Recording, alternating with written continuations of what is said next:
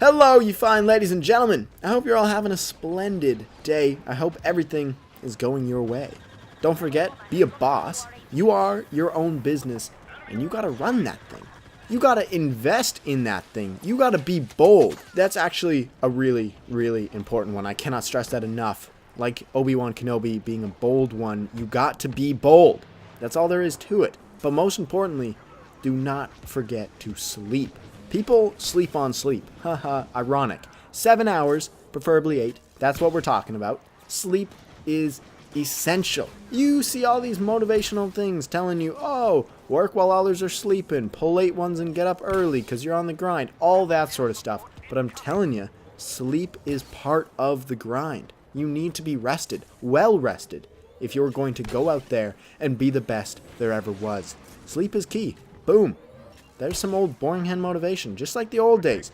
And you know what else brings me back to the old days? The Clone Trooper loadout and the Master Chief loadout. Bada bing, bada boom. That's how you do a transition. Today, we're doing another loadout battle. And some good news before we start. I'm level 97 now, so hopefully we'll have that level 100 video out in no time. And BoringHen will at last be able to reveal himself to Battlefront 2. So that is something to look forward to. Holy.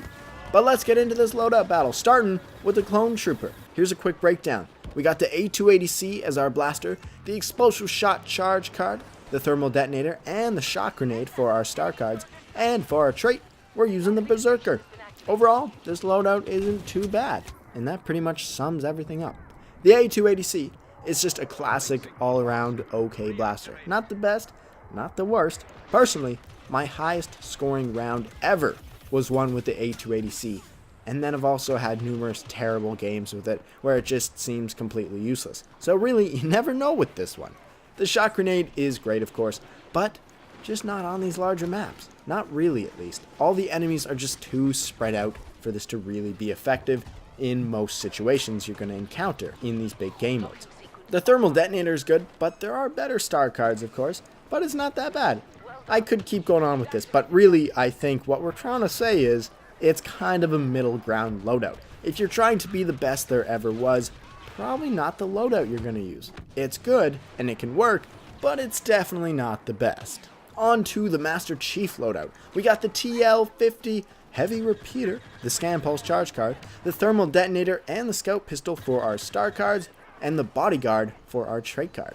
Similar to the Clone Trooper loadout, this probably isn't the greatest loadout to have ever existed. However, this is actually just a really good loadout if you want to feel like Master Chief in Battlefront.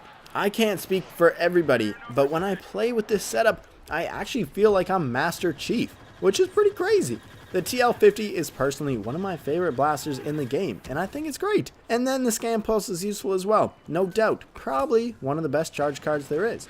And then the Scout Pistol and Thermal Detonator are not necessarily phenomenal, let's not lie to ourselves, but they definitely make this loadout feel like Master Chief is actually in Star Wars, so that's a plus.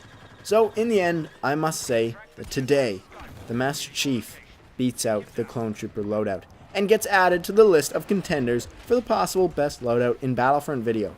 Just a few more spots on this list, guys. So far, we got the Dark Trooper from last week, and that's pretty much it. Anyways, stay tuned for the next one. Thanks for watching, and as always, I hope you all have a nice day. I'll see you next time. Goodbye.